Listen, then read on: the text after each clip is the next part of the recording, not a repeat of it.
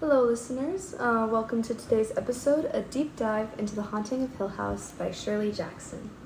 In this classic, four seekers have arrived at the rambling old home known as Hill House: Dr. Montague, an occult scholar on a quest for evidence of psychic phenomena; Theodora, his light-hearted assistant; Luke, the adventurous future inheritor of the estate; and Eleanor, a friendless, fragile young woman with a sad past. As they embark on their investigation, they encounter horrifying, chilling events beyond their understanding, for Hill House is gathering its energy, and will soon choose one of them to make its own.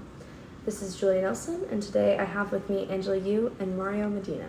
Good morning. Good morning. Good morning. So I think we can start by talking a little bit about the characters and what they bring to Hill House. So what do you guys think about each character? Well, each character is extremely different. They're all extremely different in both personality and background and their goals, the way they react to everything that's going on in Hill House. And I think that difference is just so significant because in the end they end up coming all together as one big group, kind of like an adopted family almost. And then that connection that each of them have affects them each in different ways. I think that's really important to think about because for example, Luke, right? Luke is somebody who did not have a very functional family growing up. No. Same thing goes for Eleanor, but I'll touch on that later. Luke did not have a great connection with his mother. What was it? Was his mom even in the picture? No, she wasn't in the picture, right? She wasn't even there. Right. So we see that Luke is a character who is he likes to goof around. He's a jokester. Mm-hmm. He's flirty. He's witty. He likes to make fun of people, mock people, tease people. Mm-hmm. But then we learn later on that it's all just one big mask, right? Yeah. It's a big mask to hide his insecurity, which he does reveal to Eleanor later on in the novel. And then moving on to Theodora, she is a big character. What do you guys have to say about Theodora? Well, her actions vary very much throughout the book. Like, she's flirty, she's seductive, she's carefree about what's happening sometimes, but then in other instances, she'll care deeply. She makes us believe that she wants to befriend, maybe even something more to the main character, Eleanor, but then quickly turns on her and just pushes her away for no valid reason. Yeah, I found myself never really knowing what Theodora was gonna really say to people. She was unpredictable. She was very unpredictable, and I really wanted to like her, and I don't know. There's I have a lot of mixed feelings. She's just a character that brings a lot of mixed emotions, and I think is a way of pulling you deeper into being a part of the book while you're reading it, because the way she talks really entrances you. Mm-hmm. And you always have to think deeper about what she's saying. You don't know if you can take what she's saying at face value. Maybe there's something else that she might not be saying, but you have to read between the lines. Mm-hmm. Then there's Dr. Montague. Mm-hmm.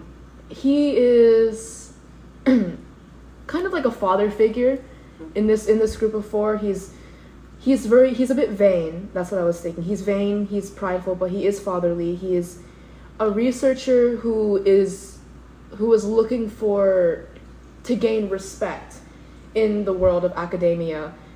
So he wanted to write an article or a book about his research about the paranormal nature of Hill House. Well, and what I think is interesting about that, I think just Dr. Montague's character in general really represents the whole conflict that Hill House has between the paranormal and the psychological and real life and science, because that's kind of who he is. He wants...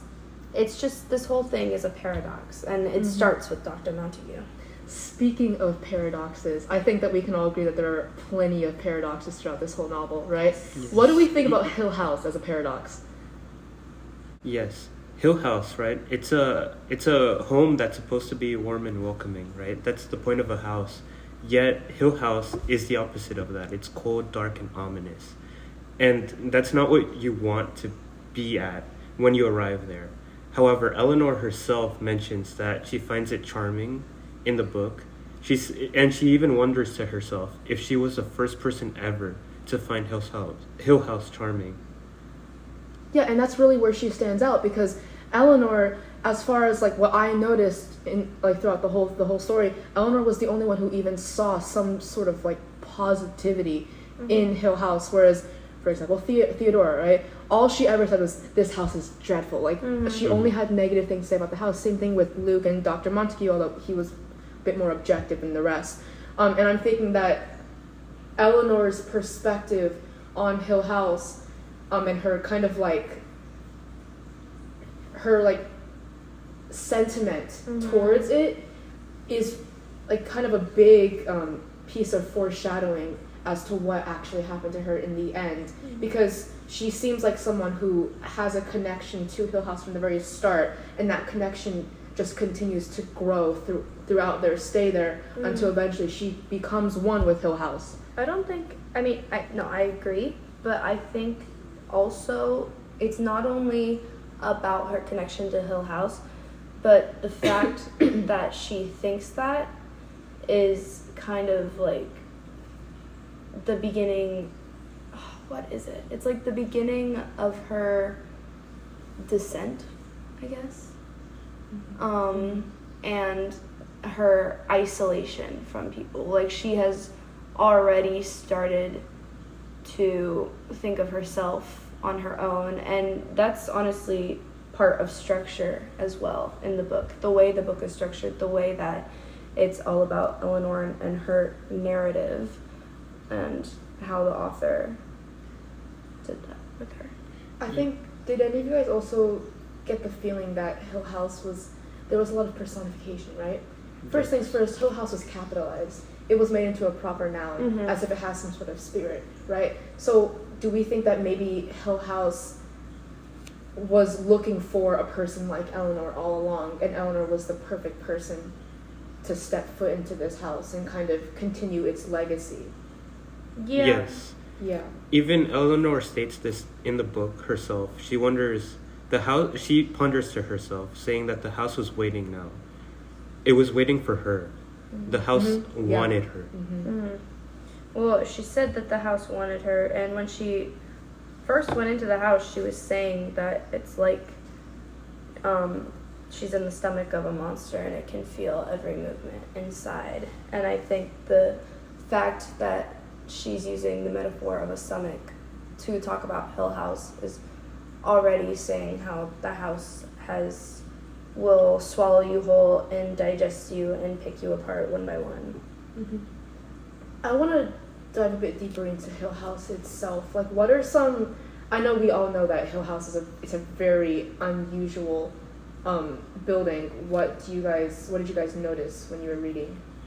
Well, a big aspect of Hill House is that if you ignore the whole paranormal direction it takes, the structure of the house itself is very weird. It's at an angle, right? The whole house, making it seem like none of the house makes sense, you know? Places you expect to get to don't get you there, you know? Doors aren't normal there. The hallways aren't normal. They don't take you to where you want to go or what's expected in an actual house. Yeah, and everything is just ever so slightly off. You know, it's not at the perfect angle. It's not what you would expect. And so when you're in there, like, they mentioned that it kind of drives you crazy, but you don't know why you're feeling like that, because you can't really notice that everything is just slightly off. Yeah, well, they said that Crane built it that way when they were going through each room and the doors were closing, and they discovered actually why the doors were closing. It's on a slope. So, also, I believe Dr. Montague mentioned that there are no secret rooms in the house. I'm pretty sure there was a quote like that. Oh, wait, I think I have some faint recollection. Yeah. So it's just, I feel like saying there are no secret rooms in this house is another paradox. A paradox, because you see a house like this and you want to dive in, look into all the secrets, but everything's right in front of you but out of reach, which is kind of how the doors relate to that. So they're going through this house, they want to discover more about this house, they want to, he wants to collect findings, but it's just shutting in their face. But it's not secret per se, which I think is really interesting thing for the author to use. So while we're talking about the structure within the physical house itself, I think it's important that we touch on the different rooms within the house, whether it be their bedrooms, the nursery, the library, the kitchen. And I think it's really important that we focus on what each room means to the characters and or the story. So where do you guys want to start? Well, first thing I noticed is that Eleanor, the narrator, she really focused on color. Mm-hmm. She walks into her bedroom. It's like a bright blue, right? Yeah, hers is blue. Theodora's room is a bright green, Mm-hmm. right? And then yellow, pink for Dr. Montague and Luke. And I just found that interesting because we know that the rest of the house is such, like, it just looks so gloomy, you know, like the colors are so dull, dark colors. But then you have these bedrooms that are brightly colored. So it makes you think that, you know, maybe these bedrooms might serve as like a haven, a safe haven for them. And we definitely see that when Eleanor like frequently retreats to her room and then uses her bedroom as sort of like a source of comfort, you know, in contrast to the rest of this house that's just so stressful and so like overwhelming. But then we see that, you know, over time this bedroom, this like source of safety for her begins to kind of dissipate, like with the pounding on the doors, with what happened to Theodora's room, with the blood all over the walls, and so she stops, not just her but everyone, they stop kind of seeing their bedroom as a safe place. There isn't really a safe place within the house except for with each other.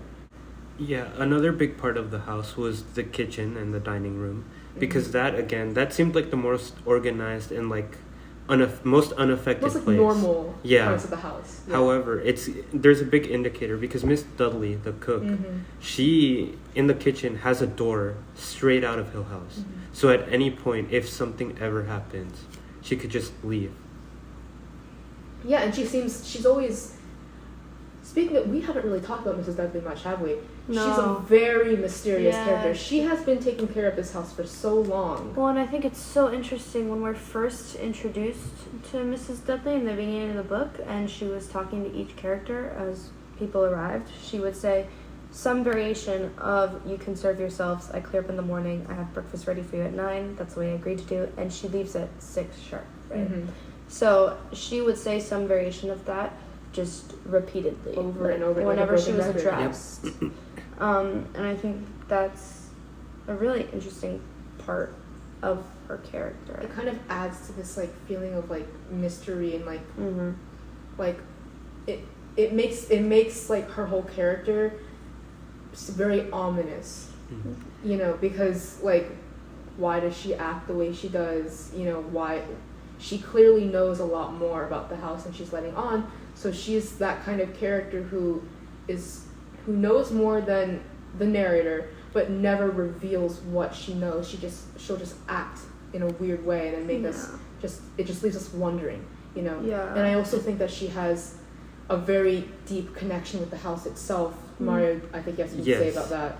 Because it is explained later on in the book that when Eleanor is going through her manic episode and freaking out and just going ham, right? Miles away in her own house, Mrs. Dudley is shivering. She feels the actions transpiring in the house. And it was all because Eleanor touched the doorknob of the kitchen door that Mrs. Dudley always uses to leave. The moment she touched that doorknob, miles and miles away, Mrs. Dudley is in her bed, starts shaking, starts shivering. So she probably has some like sort of spiritual connection to the house. It could be like feeling like it's been tainted. Like it's been her tainted. her one escape from this trap has been touched by someone so greatly affected that she can feel it from so far away, which is really interesting. I want to talk about the structure, the structure of the story.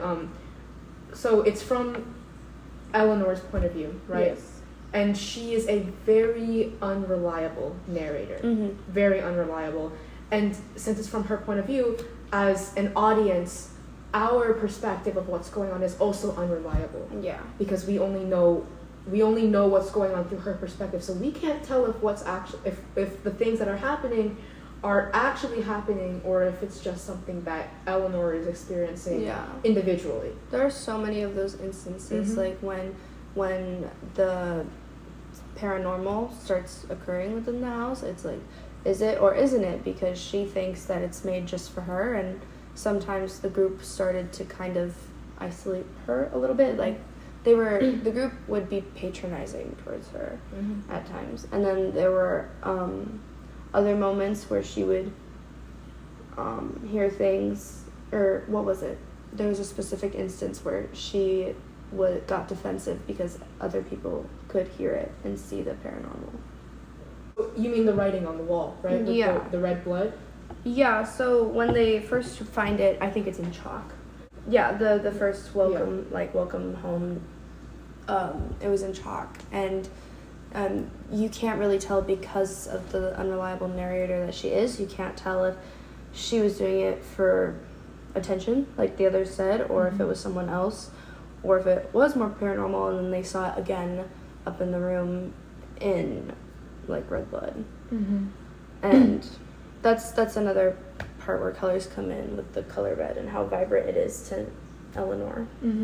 Yeah, and then like with the pounding on the doors, did it happen? Like, did it actually happen, or did it not? Was it just something that her mind made up that Eleanor herself only experienced? Because there was one event where they were all together, and it seemed so realistic. Like they were all four of them were experiencing this, but then it's like the scene almost cuts away to the next morning, and it's like nothing ever happened. Yeah, and it's just Eleanor who is like distraught and panicking. And then there's that scene where Eleanor and Theodora are sleeping together in the same room. They're holding hands, but they're actually not holding hands. Yeah. Was she holding Theodora's hands? Because Theodora sat up in her bed, and Eleanor freaked out, right? She's like, oh my gosh, whose hand was I holding? So Eleanor experiences all of these things, and we experience all these things with Eleanor, but we don't know if anyone else is actually seeing this, or if it's just Eleanor as she descends into that kind of madness as a result of being in Hill House. So because all we know is her stream of consciousness, her thoughts, her feelings, what she is seeing and experiencing. We don't know what everyone else is experiencing. Yeah, and another moment that happens is when the Theodora's room is discovered, smeared with blood, her clothes cut up, right? Red. Yes. Red. Eleanor was with Theodora at that moment, you know. So you could clearly see that she couldn't have done it, but at the same time, based on how her mindset was at the time, she could have just gone in at any other point and done it herself.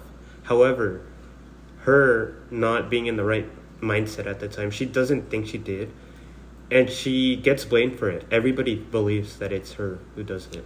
Yeah, and then like for so long they will talk about the blood in her room, and then Theodora will be borrowing Eleanor's clothes. Wasn't there a part near the end where they said that all the blood was gone? All of Theodora's clothes were no longer covered in blood? I remember reading that, and that confused me so much, because I was like, what happened? They didn't say anything about going in and cleaning. But then suddenly they go in, all the blood's gone, Theodora can have her clothes back, her room is spotless. What happened with that? Was it just like all of them collectively hallucinating, or was this something more paranormal going on? Well, I think all these different instances. Hello. I think all these different instances are a really clever and just a great way to pull the reader into the book and kind of join them on this journey of, is it? Isn't it? What is this? Was this real? And you can kind of relate with Eleanor a little bit as you just delve deeper into the state of confusion, and that's one thing that Shirley Jackson does so well. Yeah, because not only is the house kind of manipulating the minds of its residents, Shirley Jackson as a writer manipulates the minds of her readers, because we only see through the eyes of Eleanor, who is under this state of confusion. I mean, if we're talking about the author and her different ways of getting these things of across, let's talk a little bit about the figurative language she uses throughout the book to create an overall, like, tone and mood. I mean, there's a big shift in tone, right, with Eleanor and her whole character disposition. I cannot speak. Her whole character, like, disposition, the way it flips. There's a lot of character development for her. I want to talk about the very beginning, when she is making that journey to Hill House. Yes. I thought that journey itself was very synonymous with her life overall. We get the idea that Eleanor, she's a dreamer, right? When she's in that restaurant with the child and her family, the cup of stars, right? And then she mentions that she wishes she had a cup of stars to just gaze into. We kind of get that feeling that she is someone who is very idealistic, very hopeful as a result of a very neglected childhood, where she had to take care of her mother and she never really got much love. She never felt the sense of belonging. So she makes this journey, which is like her life, to Hill House. Everything in her life leads to Hill House, and that's where her life, we also know, ends. It ends there. Journeys end in lovers' meeting. Exactly. That's this big quote that they repeat over and over again throughout the whole story. Journeys end in lovers' meeting. Her journey, her life, that road trip to Hill House ended when she was in that building. She met these people, and then she kind of became one with the house. Yeah. I also found that kind of ironic, though, because I think we can all agree that she was really lonely, right? Yes. A very lonely person. She never felt like she was wanted anywhere she went. So why is it that she would want to kind of bind her spirit to this house where, like they said, everything in Hill House walks alone? Maria, do you have anything to say about Yes, I believe the reason she wants to be there is because that's her story reflects Hill House, right? She's alone, and Hill House is a lonely place itself. However, when she's in there, she feels free. She's free from everything, you know. She's freedom and loneliness. Exactly. Yes. And that goes back to the quote, "Journeys end in lovers' meetings," which is a Shakespeare quote. And in that book, it symbolizes that a lover's place is acceptance and comfort. And that is what Hill House is to Eleanor at the end. It's where she's free. She could do whatever she wants. She could go anywhere. She finally understands the house, even though you shouldn't be able to understand it under normal circumstances. Yeah, that's it. Oh, I forgot. The nursery. The nursery is located in the heart of Hill House. It is the heart of Hill House. Yet, what's really interesting is it's also the coldest part of the house. I find that really, really odd, because normally when we think of it's the cold spot, yeah. It is. Because when we think of the heart of something, we think of warmth, right? Like the heart of a home, you know, should be the warmest part, the most comforting part. Yet in Hill House, it's the coldest part, the nursery. Yeah. We also know, those of us horror lovers. Well, the nursery's for children. It's for children. Yeah. It's for children. We also know as horror lovers that the coldest spot of a house is probably the hot spot for paranormal activity. But we don't actually know. Is it paranormal, or is it scientific? Is it, you know, just everyone hallucinating? Is it the mind that's playing tricks on them? What do you guys have and to that add connects that? to when Mrs. Montague, Dr. Montague's wife, comes in. Yeah. She stayed in the nursery, and she herself confirms that it is haunted because she uses this device similar to the Ouija board. Yeah. And she quote unquote speaks with spirits, but again, in the end, that could be a ruse. Yeah. We don't know. Yeah, we don't know. I mean, I would like to say it's paranormal, but again, if you read this book with the mindset that nothing is paranormal, it works. It does. And then if you do it with everything is paranormal, it also works. And I think that's something that really comes up to interpretation and how you think this Hill House works, and what you think it is. Yeah. Like when I think Hill House, I think I like to think it's a mix. I always like to think Me it's too. a mix. Me too. But I think it's done in a way in which each character's past or personality is manifested differently within Hell House, and I think that's the biggest reason why everyone feels it differently and experiences different things. Yeah, there's a lot of that individuality, and they're very unique personalities and backgrounds. So what they experience in Hill House is different, and in the end, I feel like we haven't given enough love to Mrs. Montague. So the wife, Montague. Yeah. The wife of Dr. Montague. Yeah. She is overbearing. She's a little. She is a wee bit controlling. I think she expressed a very strong need for approval from the people that she's around. Did you guys also notice that? I did get. Yes. Yet her cold nature kind of contrasts with like her compassionate way of dealing with the so-called spirits that she is trying to communicate with. So she's a very contradictory character with unexpected warmth. Yeah. That you wouldn't really expect to see from her. And I think that she and Dr. Montague are another paradox. Because Yes. Dr. Montague is a man of science. He is trying to find some sort of scientific, psychological explanation behind Hill House and its history and why the things happen in there happen. While Mrs. Montague is someone who is very much involved in the occult. She's very much involved in spirituality and the paranormal existence. So we see that they argue a lot because Mrs. Montague will kind of invalidate Dr. Montague's theories and vice versa. So they're a very odd pairing. Well, and one can argue that her presence there, like what she was doing there, places even more doubt into the minds of the people staying there. And that one scene with the ghost, the planchette? The planchette, yeah. Yes. Drove Eleanor even further into her seclusion and isolation from the group. Yeah. And one of these moments is shown right near the end where she wakes up and she hears her mom calling and she sees her mom. And then she starts dancing throughout the hallways, knocking at the doors. At that point, Eleanor's life kind of fuses with the house. Yes. Her history becomes part of the house.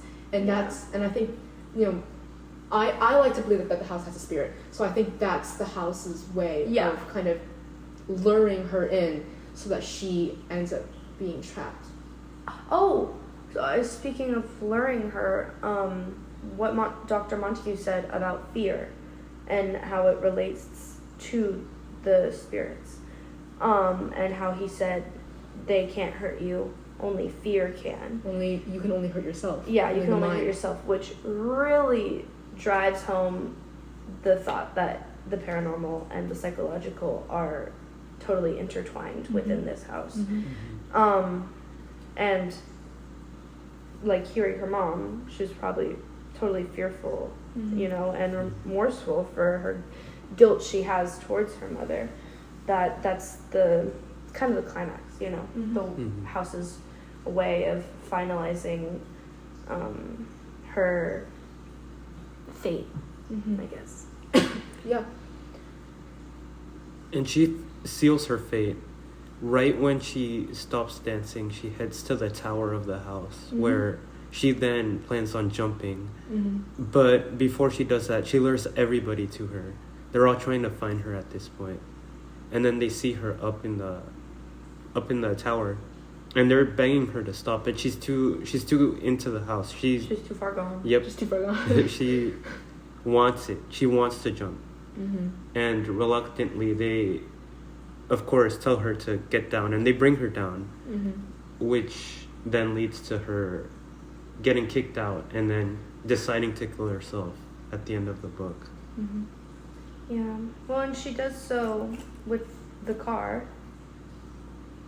which we mentioned in the beginning, how much trouble she went through to get that car to go to Hill House. Yes. And how when she had to steal the car because they didn't want so much as a scratch on the car, and the book ends with it getting smashed with her in it. And I think that in itself speaks a lot for what has happened to Eleanor and her entire development. I think the car itself really demonstrates that well. But I think her death scene is also very. It's a bit sad, her death scene. Yeah. Because she's always lived this life of loneliness. She finds freedom in death, almost. Like she finds freedom in death, but then at the very last moment, she thinks to herself, like, why am I doing this? Yeah. Why don't they stop me? Yes. You know? So she feels this regret, this remorse at the very last second before she crashes. And, like, is this actually what she wanted? You know, she wanted to be free, but to be free, to be quote-unquote free within this house when the people that she kind of developed this familial bond with are still alive and now are away from her, is that really what she wanted in the end? So I think it's a very sad ending. Yeah, I think the term, like, why don't they, is very Eleanor. It's very that's her whole life. It's like, why don't they look at me? Why don't they do this for me? Why do they think this is me? And I think that was the driving force of her development and her ultimate death. Yeah, so like this entire novel as a whole it focuses a lot on, like, you know, what the mind can do to you, you know, what your past, your history, your present, your future, how it all ties in with kind of like your state of being. We learned that, you know, it's not necessarily the supernatural or the otherworldly that can hurt you. It can really just be the mind. Okay, so let's start wrapping this all up. So we learned that Hill House represents kind of the disparity between reality and the mind. It kind of depicts the manipulative power of a person's mind in the face of fear and pressure, but at the same time can symbolize this unconventional home that's undesirable to most, yet is loved by others, like Eleanor. It's literally a sitting paradox. Then we also know, like, key ideas. It's not necessarily the supernatural or the otherworldly that can hurt you. It's the mind. This everything that happens within this house, the writing on the wall, the pounding of the doors, the whispering, the feelings like that someone's watching you. Maybe they were all just part of this, like, amalgamation of contributors that were, like, real or not, that led to Eleanor's ultimate death by her own hand. It's kind of like a self-fulfilling prophecy. So we know these themes of, like, her wanting autonomy and finding her identity and finding this freedom and love, but like maybe not necessarily finding it in the end. Then, like, her exclusion, her isolation, finding freedom in loneliness, but then at the very last moment regretting it, not knowing if this is really what she wanted. Do you have anything else? Yes, Maria? And in the ending, in her own end, it's not really an end. It could be looked as a new beginning. A beginning, of sorts. Now that her spirit is presumably going into the house, she, after everything she's learned, it may not be what she wanted in the end, but she can continue and possibly even find peace at one point. Yeah, and it's definitely interesting that something like Hill House that is so devoid of love can attract people like moths to a flame, the kind of people that are so desperate for love. Thank you for listening to our podcast. We'll see you guys next week with The Turn of the Screw.